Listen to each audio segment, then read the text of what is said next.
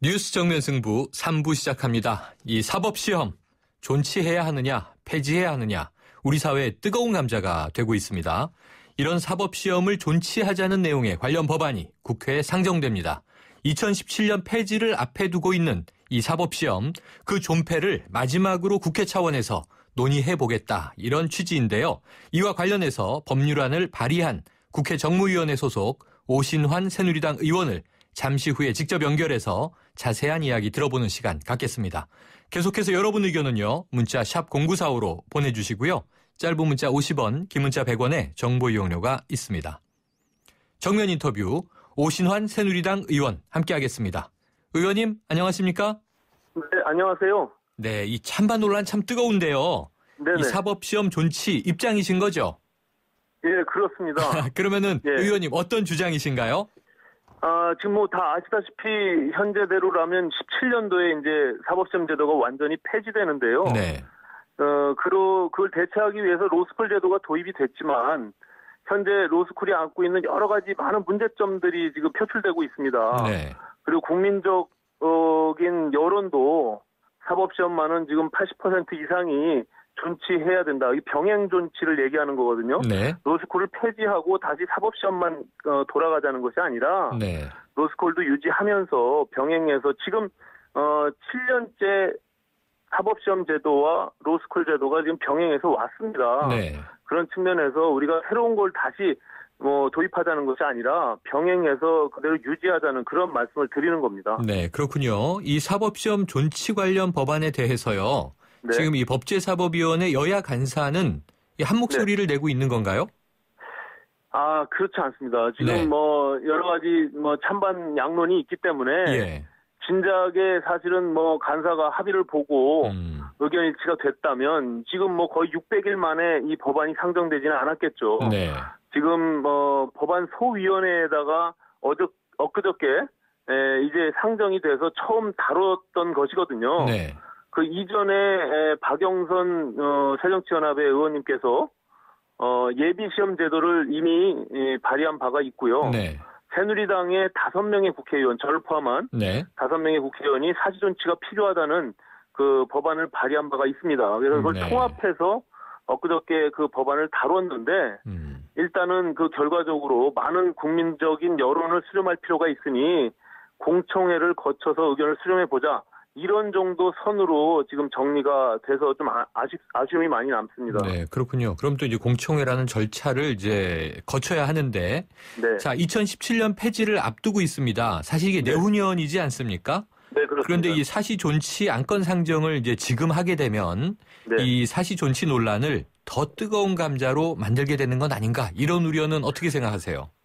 예, 그 부분에 대해서는 당연히 있을 수 있는데요. 네. 지금 현 제도가 갖고 있는 여러 가지 문제점, 그리고 그것이 잘못된 방향으로 가고 있다면, 네. 저는 그 제도는 반드시 수정이 되어야 된다, 이렇게 생각합니다. 네. 그리고 그것이 우리 사회가 갖고 있는 공정한 기회등등의 사회라는 큰 국가적 아젠다로 가는 데 있어서, 네. 문제점을 안고 있다면 저는 제도를 수정하고 그것이 아무리 뜨거운 감자가 되더라도 지금 그런 것들을 하루빨리 정리할 필요가 있다라는 측면의 말씀을 드립니다. 네, 거쳐야 할 과정이다. 그리고 네. 또 왜 다시 논의돼야 하는지도 이미 말씀을 해주셨는데요. 네네. 그렇다면 이제 이 현실성, 실효성 여부의 문제가 남는데요. 이 네. 사법시험 존치 가능성, 의원님은 어떻게 보고 계세요? 이게 참 어려운 문제입니다. 아시다시피 여러 가지 그 로스쿨 제도가 도입되는 과정에서도 네. 많은 연구와 논의가 됐었고 그 과정 속에서 저는 그 도입된 취지나 목적을 제가 부인하는 것은 아닙니다. 네. 분명히 좋은 취지로 도입이 됐지만 네.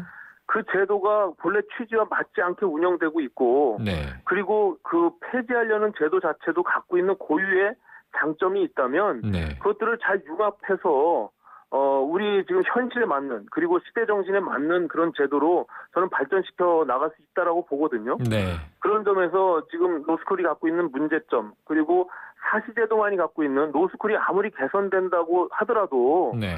지금 대학원 로스쿨을 졸업한 자만이 법조인이 되는 이런 제도 전 세계에 단 하나뿐이 없는 이런 제도가 맞냐라는 네. 측면에서 정말로 검정고시 그리고 꼭 대학교를 졸업하지 않은 사람이라도 네. 기회균등의 차원에서 그 시험을 볼 수 있는 그런 기회는 줘야 되는 거 아니겠습니까? 네. 그런 측면에서 사법시험 제도는 반드시 병행 존치되어야 마땅하다 이렇게 생각합니다. 그렇군요. 자, 오신환 의원님, 지역구가 관악구입니다. 네네. 이 관악구 하면 사시를 준비하는 학생들이 참 많이 몰려 있는 곳 아닙니까? 네, 그렇습니다. 아마 지역구에서 직접 학생들도 만나신 걸로 알고 있는데요. 예, 이 사시 존폐 논란에 대해서 학생들은 어떤 입장이고 어떤 이야기를 좀 많이 하던가요? 예, 젊은 청년일수록 지금 이 사회가 계층 이동에 대한 문제도 단절돼 있고, 네. 이게 불공정한 사회다라는 어떤 불만들이 굉장히 많습니다. 네. 그런 측면에서 지금 로스쿨이 갖고 있는 여러 가지 문제, 특히 불공정한 제도 그리고 현대판 음서제라는 이런 불신들을 종식시키기 위해서라도 저는 사법시험 제도와 같이 병행 존치하면서 네. 스스로의 자정작용들을 통해서 우리 국민들의 눈높이에 맞는 더 나은 질 좋은 법적 서비스를 이렇게 두어야 된다라고 생각을 하거든요. 네.